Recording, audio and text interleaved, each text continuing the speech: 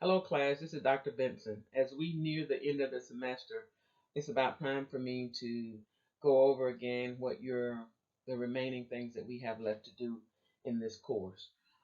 This week, you are finishing up your instructional strategies 2 discussion board activities, and then starting on Wednesday, you'll be getting started with the formative summative evaluation discussion board activity.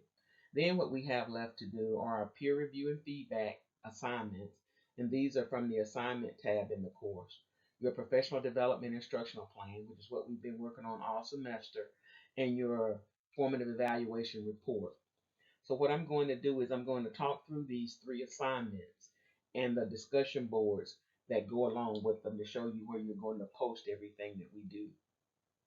So next, starting on Wednesday, you would do the formative summative evaluation discussion board activity.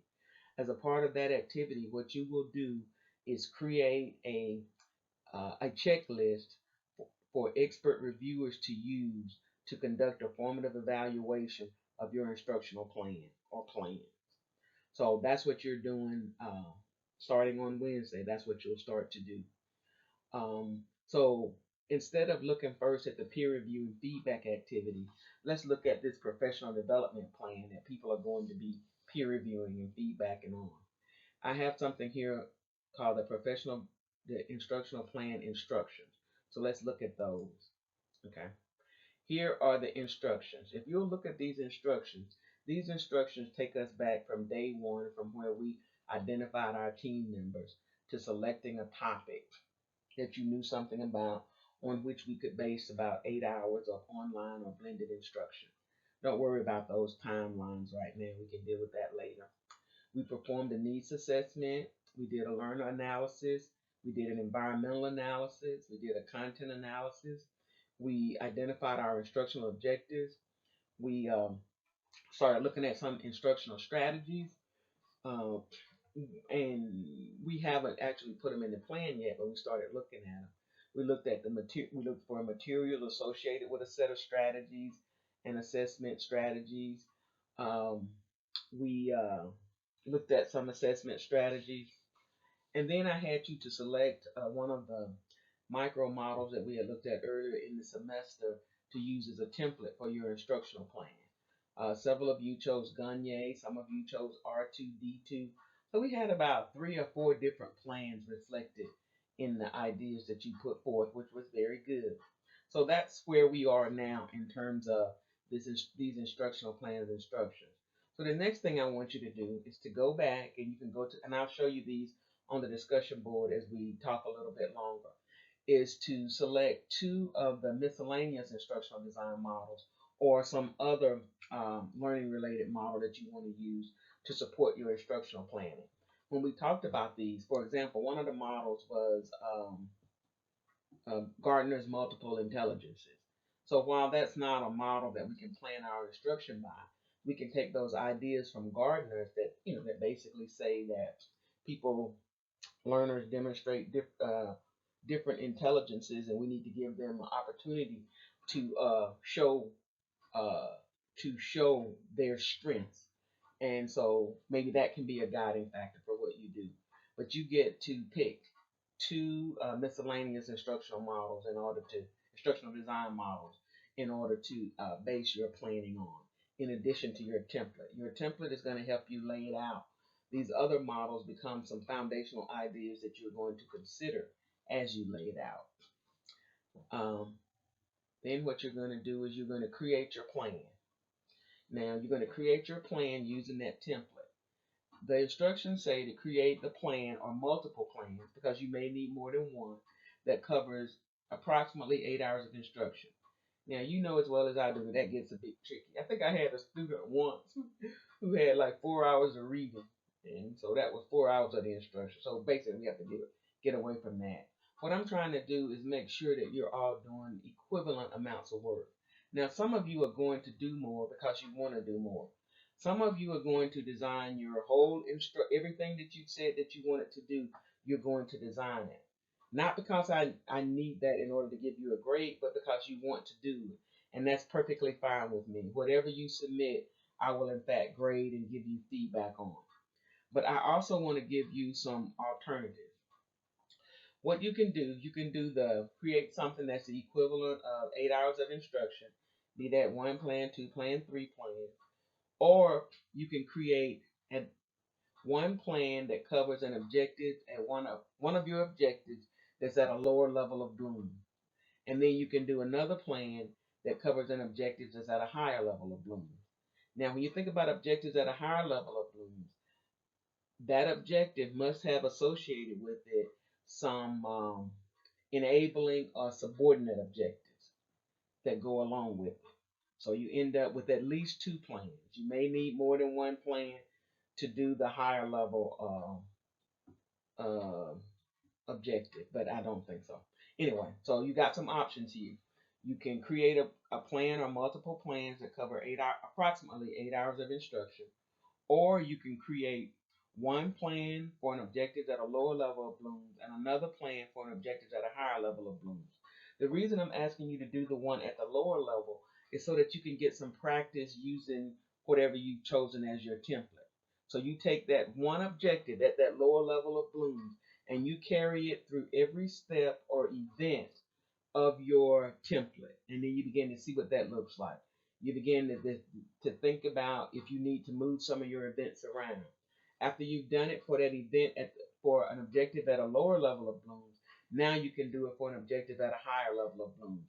That might get a little bit more complicated for you. That's why on the Gagne plan, I have those things called instruction sets. So anyway, let's move on from there, okay? After you create your instruction, you're going to do the formative evaluation. I have basically assigned each team to review two plans from the IT class and two plans from the nursing class. Now, I say I assign the team, but these are not going to be team evaluations. These are going to be individual evaluations. So even though I've assigned the team, it means everybody on that team. So if I assigned a team in nursing to uh, to uh, to evaluate the plans of four different groups, that means that each of the three people that are the member of that nursing group has to do those evaluations and they do them independently.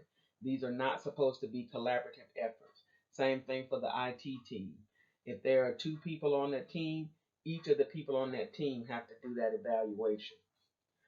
And basically, the instrument that you're creating from your formative evaluation discussion board activity is the instrument that your evaluators are going to use to evaluate your plan. Okay, so I'm gonna stop right here for a minute, and I'm gonna go no, let's go a little bit further. What we're gonna do in class when we meet on the 21st for the nurses and we meet in Zoom on the 22nd for the IT students, I'm gonna give you a little time at the start of the class to work on your plans, to just collaborate.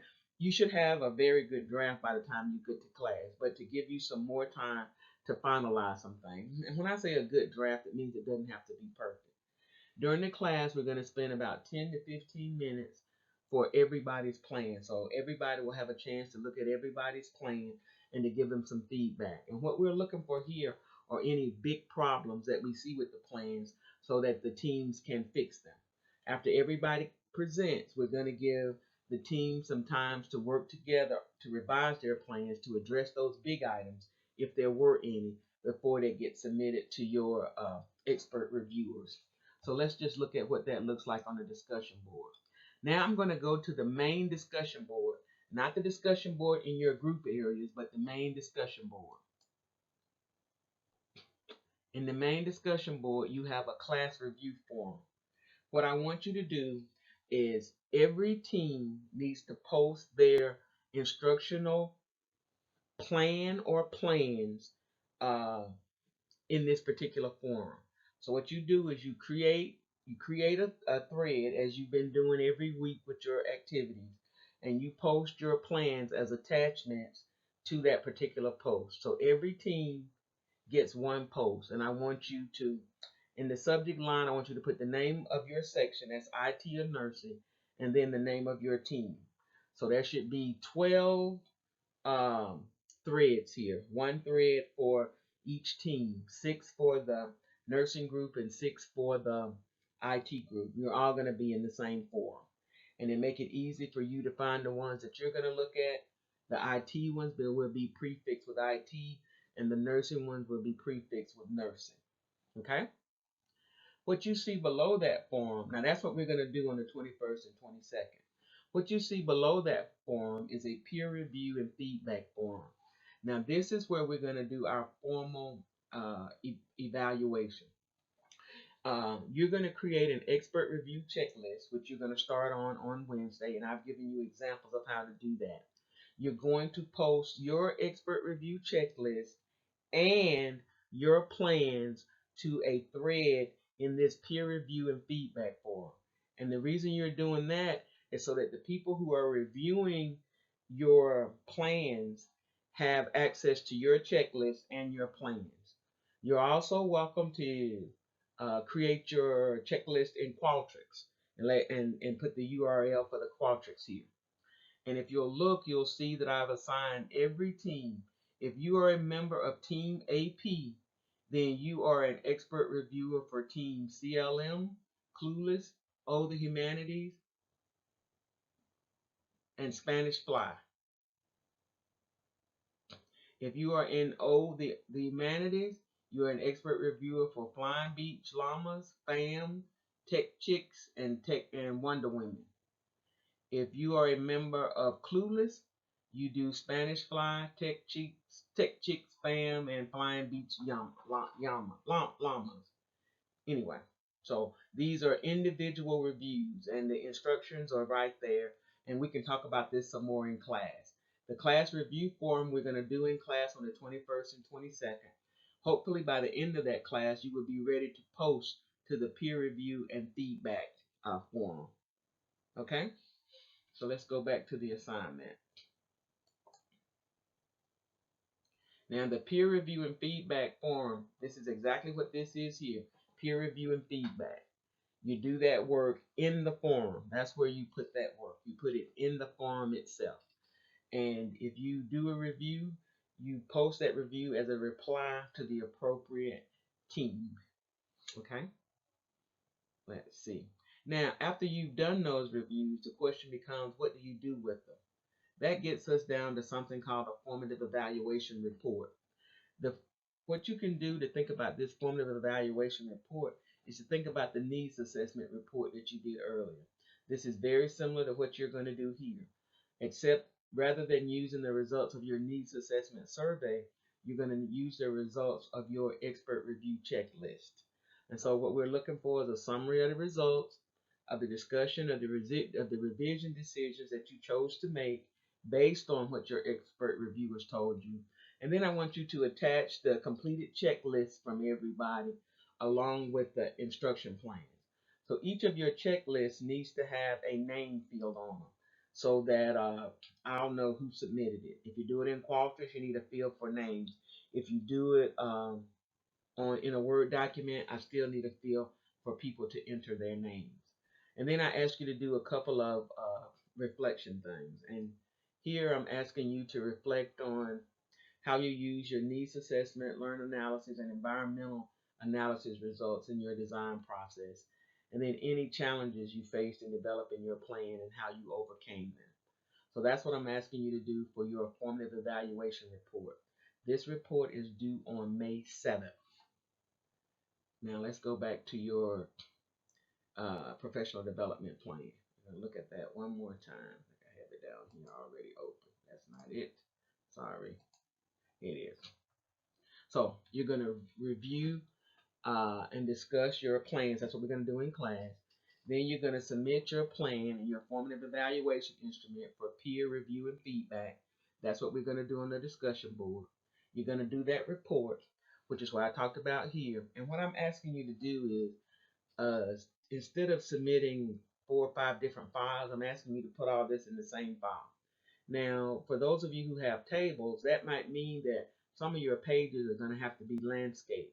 I'm going to provide a link, and I'll attach it to the video post that has a description of how you can create a table create a landscape table in a portrait file. So that'll be easy enough for you to do. But for this formative evaluation report, I want one file. And then in a separate file and a separate submission, I want you to submit your instructional plan. And these are the documents that I want submitted there. I want your revised instructional plan, what it looks like after you've done your expert reviews. I'm asking you to submit a couple of assessment instruments. I want those included. I want a list of your objectives. I just want a list. I want your content topic list. I just want the list. I don't want the whole content analysis. I want your objectives, content, materials, mapping tables. I want your instructional strategies, materials, assessment mapping table. I want your Bloom taxonomy mapping table. And I want that table 9.2 mapping table that you created. And once again, I want all of these in one file. And if you look below here, I have the template. And what I've tried to do is I've tried to be as consistent as possible so that you don't get confused. If you have any questions, please ask me. Don't go around driving yourself crazy trying to figure out what to do. Just a couple of things about your plan. I know some of you had your plans done before the semester started. But what I want you to do is I want you to include at least 2 of Bunk's activities in your plan. They don't have to be of the 2 that were in your 20. They can be of any of the 100. So it could be an activity or 2 that some of your peers found, not one that you found. And then I want you to include 2 from the instructional strategies 2 assignment that you're working on this week. And once again, I have a reflection. Why you selected your template, and basically you've already told me this, so that's just the easy 10 points. And then why you chose that miscellaneous model and how you used it. So I think that's about all that I had for you. What I'm going to do is I put together a script. So I'm going to take this script and I'm going to attach it to the video post so that you'll have it if you just want to look at what I consider to be the high points. One other thing I think we need to look at. You also have an individual reflection that's due. The formative evaluation report and the instructional plan are both team projects, but I want you to do this individual reflection. And this is just a one-pager that talks about how well your team worked together and your final impression of the instructional design process. Not a biggie, basically an easy 25 points. So I'm going to end right now. I think I've gone a little longer than I had planned to go. And if you have any questions, let me know. Dr. Benson, talk to you later. Bye.